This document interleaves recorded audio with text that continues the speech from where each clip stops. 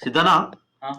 ఈ యొక్క మణికర్ణ ఘాట్‌లో ఏదో జరుగుతుందని జెప్పేసి కొందరు కాంగ్రెస్ నాయకులు, కాంగ్రెస్ పార్టీ దీని మీద విష ప్రచారం చేస్తుందని కొంతమంది హిందుత్వవాదులు దీని మీద అగెయిన్స్ట్‌గా స్పందిస్తున్నారు. మరి దీని మీద మీ స్పందన ఏందన్న?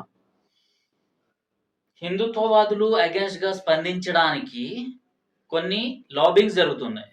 ఇప్పుడు మణికర్ణిక ఘాట్ ఏదైతే ఉందో కాశీలో, సో దాంట్లో ఏందంటే ఎన్నో వేల సంవత్సరాల నుంచి అక్కడ ఆలయాలున్నాయి. అండ్ ఆ ఘాట్ ప్రసిద్ధి చెందింది. అండ్ మణికర్ణిక ఘాట్, దాని తర్వాత వచ్చేసి హరిశ్చంద్ర ఘాట్, ఇవన్నీ చాలా ఫేమస్ అన్నమాట.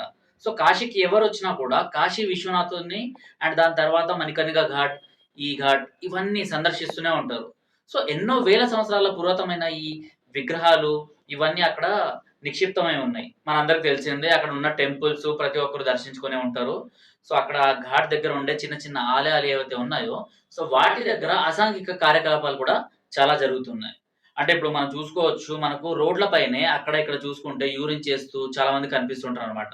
సో నార్త్ ఇండియాలో అటు సైడు ఇంకొంతమందొచ్చేసి, సో విలేజెస్ నుంచి కావచ్చు, లేకపోతే దూర ప్రాంతాల నుంచి వచ్చిన వాళ్ళు కావచ్చు, చిన్న సందు దొరికినా కూడా అక్కడ ఏముంది? అక్కడ టెంపుల్ ఉందా? లేకపోతే అక్కడ విగ్రహాలున్నాయా? అనేసి చూడకుండా సో, అక్కడ యూరినేట్ చేసేయడము, లేకపోతే పాన్ పరాగ్, గుట్కాలు ఇవన్నీ ఉమ్మేసి వాటినన్నిటిని పాడు చేస్తున్నారనమాట. సో, వీటన్నిటిని గుర్తించిన అక్కడి ప్రభుత్వం సో, మణికర్ణిక ఘాట్‌కి ఒక కొత్త రూపకల్పన చేసి సో, నయా జనరేషన్‌కి తగ్గట్టు సో, దాన్ని కూడా ఆ ఘాట్‌ని సవరించాలి అనేసి అనుకున్నది.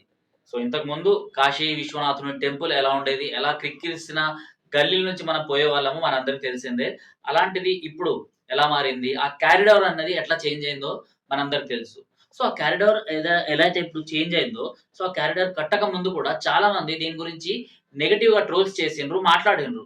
నిజంగానే అంటే వేల సంవత్సరాల పురాతనమైన మన ఆలయాన్ని టచ్ చేస్తున్నారు. టచ్ చేసి అక్కడ ఆలయ ప్రతిష్టని దిగజార్చుతున్నారు అనేసి చెప్పుకొచ్చిండ్రు. అందులో ఈ కాంగ్రెస్‌కి సంబంధించిన అండ్ అసలు దేవుళ్ళ ప్రమేయం లేదు ప్రపంచంలో. అసలు దేవుళ్ళని మేము నమ్మము అనేసి ఈ లెఫ్ట్ పేజెస్ ఎవరైతే ఉన్నారో లెఫ్ట్ వాళ్ళు, సో వీళ్ళందరూ కూడా మాట్లాడడం స్టార్ట్ చేసినారనమాట. అక్కడ మనం అర్థం చేసుకోవాలి. కనీసం రామ మందిరాన్ని కట్టడానికి కూడా సపోర్ట్ చేయని కాంగ్రెస్ ఈరోజు కాశీ గురించి మాట్లాడుతుంది. దేవుళ్ళ ఉనికే లేదు. అసలు మీకు దేవుళ్ళున్నారా అనేసి ప్రశ్నించే లెఫ్ట్ పార్టీస్ ఇప్పుడు అక్కడ మణికర్ణిక ఘాట్‌లో ఏదో తప్పులు జరిగిపోతున్నాయి. అక్కడ విగ్రహాల్ని ధ్వంసం చేస్తున్నారు. సో అక్కడ అసలు హిందుత్వ ప్రమేయం లేకుండా చేసేస్తున్నారు అనేసి ఇలాంటివన్నీ మాట్లాడుతుందనమాట. ఇక్కడ మనం ఈజీగా అర్థం చేసుకోవచ్చు. రాబందుల్లాగా వీళ్ళందరూ వచ్చేసి అక్కడ ఒక న్యూస్ దొరుకుతుంది కాబట్టి దాన్ని ట్విస్ట్ చేయాలి. ట్విస్ట్ చేసి దాన్ని జనాల్లోకి తీసుకెళ్తే ఏమవుతది?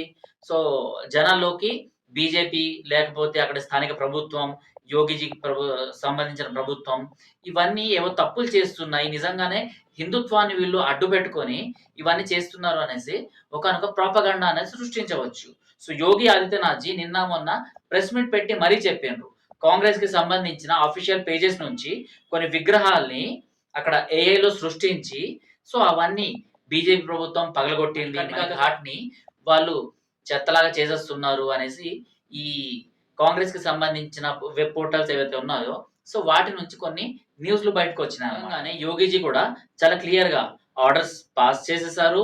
ఎవరైతే ఇలాంటి తప్పుడు వ్యాఖ్యలు చేసే విధంగా, లేకపోతే తప్పుడు వీడియోస్ సోషల్ మీడియాలో ప్రమోట్ చేసే విధంగా ఎవరైనా కనిపిస్తే వాళ్ళపైన యాక్షన్ మాత్రం కంపల్సరీగా ఉంటది అనేసి చెప్పేసిండ్రు. ఇక బుల్డోజర్ బాబా యాక్షన్‌లో దిగితే ఎట్లుంటదో మనందరికి తెలిసిందే. రైట్. అక్కడ కొన్ని ఘాట్ల దగ్గర ఏవైతే పాత ఆలయాలున్నాయో వాటి చుట్టుపక్కన ఏదైతే అసాంఘిక కార్యకలాపాలు జరుగుతున్నాయో కొంతమందికి సంబంధించిన అంటే వేరే మతాలకు సంబంధించిన వాళ్ళు కూడా అక్కడ కూర్చొని కొన్ని వీడియోస్ అండ్ ఫోటోస్ ఉన్నాయి. నేను అది ప్లే చేస్తాను. సో, వాళ్ళందరూ కూర్చొని ఏం చేస్తున్నారంటే పాన్ పరాగులు, సిగరెట్లు అండ్ టాయిలెట్ పోయడము అవన్నీ అక్కడే చేస్తున్నారనమాట. సో, అండ్ కొంతమంది హిందుత్వవాదులు కూడా అలాంటి వాళ్ళని ఇక్కడ కూర్చోకండి అనేసి చెప్పడం జరిగింది. అలాంటి వీడియోస్ కూడా మనకు సోషల్ మీడియాలో కనిపిస్తుంటాయి. మణికర్ణిక ఘాట్ కావచ్చు, లేకపోతే కాశీలోని ఏ ఘాట్‌లో కూడా పాన్ పరాగ్ లేకపోతే ఈ సిగరెట్లు అండ్ అటు సైడ్ కొంచెం ఈ గాంజా, ఈ నష అన్నది కొంచెం ఎక్కువుంటది. సో, నార్త్ ఇండియాకి సంబంధించిన ఆ కల్చర్‌లో అదంతా మాకు కామన్ అనేసి కొంతమంది అనుకుంటారు గదా! అలాంటి వాళ్ళని కూడా అటు రానీయకుండా హిందుత్వవాదులు కట్టడి చేస్తున్నారు. సో, వీళ్ళని అక్కడ బీజేపీకి అగెయిన్స్ట్ చేయాలి. వీళ్ళని హిందుత్వాకి అగెయిన్స్ట్ చేయాలి అంటే ఇక్కడ ఏదో ఒకటి సృష్టించాలి. సో, అందులో భాగంగానే ఏఐకి సంబంధించిన కొన్ని వీడియోస్, కొన్ని ఫోటోస్ సోషల్ మీడియాలో అయితే వైరల్ అవుతున్నాయి. సో దాన్ని బట్టి మనం జడ్జ్ చేయలేమన్నమాట. ఎందుకంటే కాశీ విశ్వనాథుని టెంపుల్ ఇంతకుముందు ఎలా ఉండేది, ఆ తర్వాత కట్టిన తర్వాత కారిడార్ ఎలా ఉంది, ప్రపంచం మొత్తం కాశీ విశ్వనాథుని వైపు చూసేలాగా ప్రధాని మోడీ గారు ఆ కారిడార్‌ని రూపొందించారనమాట. సో అప్పుడు కూడా దీనిపైన నెగెటివ్‌గా మాట్లాడిన కొంతమంది ట్రోలర్స్, కొంతమంది సోషల్ మీడియాకి సంబంధించిన ఇన్‌ఫ్లుయెన్సర్స్ అనేసి ఎవరైతే వాళ్ళకి వాళ్ళు కితాబిచ్చుకుంటారు గదా!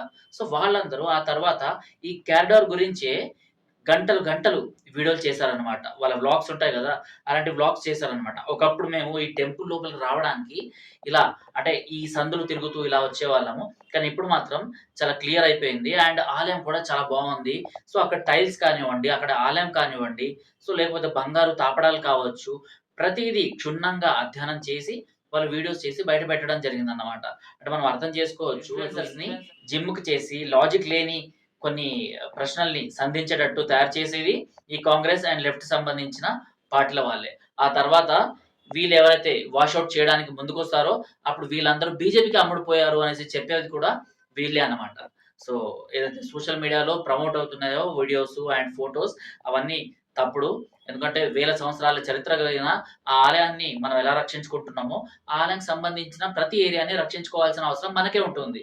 ఒకప్పుడు తయారు చేసిన మెట్లు కావచ్చు, లేకపోతే అక్కడి ప్లేసెస్ కావచ్చు, ఇన్ని సంవత్సరాల తర్వాత అవన్నీ పాడుబడిపోతాయన్నమాట. సో, వాటికి రెనోవేషన్ మాత్రమే జరుగుతుంది.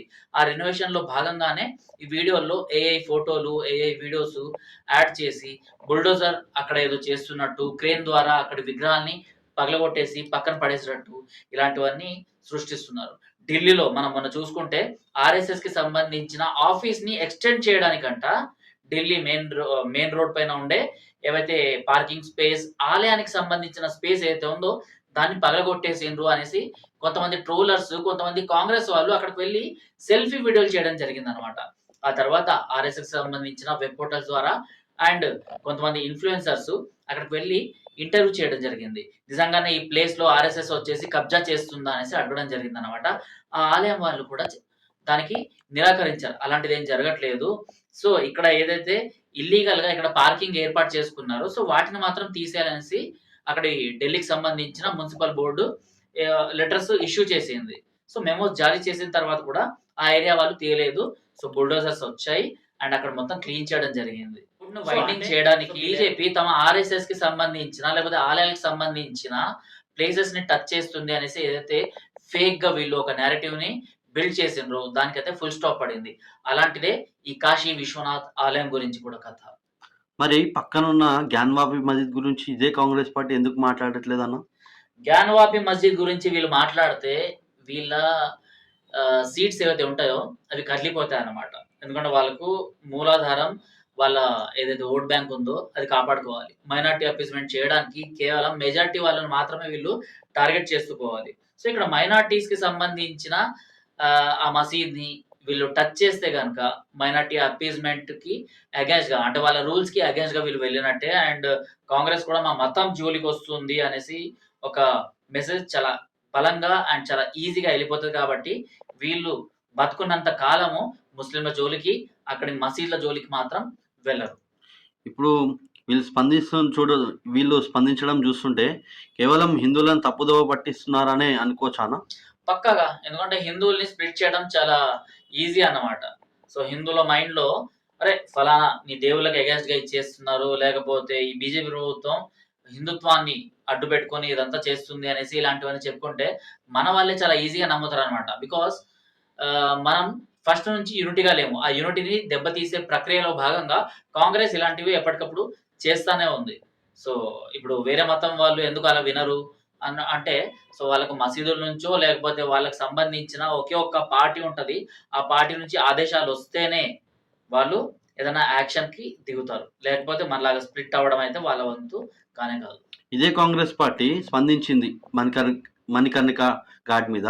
మరి తెలంగాణలో 30కి మీద దేవాలయం మీద దాడులు జరిగినాయి. మరి ఎందుకు పైనుంచి కాంగ్రెస్ పార్టీ ఎందుకు స్పందించట్లేదన్న దీని మీద? సో, అది రాజకీయం అనుకోవచ్చు మనము. సో, తెలంగాణలో కూడా ఏదైనా ఆలయాన్ని రీకన్‌స్ట్రక్షన్ ఇప్పుడు వేములవాడకు సంబంధించిన ఆలయం తీసుకుందాం. అదే ఆలయంలో ఏదైతే దర్గా ఉందో దాన్ని మాత్రం టచ్ చేయట్లేదు. మిగిలిన ఆలయాల్లో ఏవైతే చిన్న చిన్న విగ్రహాలున్నాయో వాటినన్నిటిని పెకిలించి తీసివేయడం జరిగింది. రెనోవేషన్ పేరుతోని ఆ చిన్న చిన్న గర్భాలయాలు ఏవైతే చిన్నవి ఉన్నాయో వాటిని తీసేస్తుంది. మరి దర్గాని తీయట్లేదు. 30కి పైగా ఆలయాలు, 30-40కి పైగా ఆలయాలు తెలంగాణలో కాంగ్రెస్ పార్టీ అధికారంలోకి వచ్చిన తర్వాత ఇవన్నీ అటాక్ జరుగుతుంది. వాటి గురించి ఏదైనా సోషల్ మీడియాలో, కాంగ్రెస్‌కి సంబంధించిన సోషల్ మీడియాలో మీరు చూసిండ్రా? చూడరు. కేవలం ఇక్కడ బీజేపీ ఏదైతే చేస్తుందో, ఇక్కడ నేను బీజేపీకి సపోర్ట్ చేయట్లేదు. కాకపోతే కాంగ్రెస్ ఏదైతే కుయుక్తులు పన్నుతోందో అవి అర్థం చేసుకోవాల్సిన అవసరం ఎంతకైనా ఉంది. బీజేపీ ఏదైనా చేస్తుంది హిందూ ధర్మం గురించి అంటే దాన్ని స్ప్లిట్ చేసే విధంగా, దాన్ని విషంలాగా మార్చే విధంగా కాంగ్రెస్ ఎప్పటికప్పుడు తన సోషల్ మీడియాని వాడుకుంటూనే ఉంటది.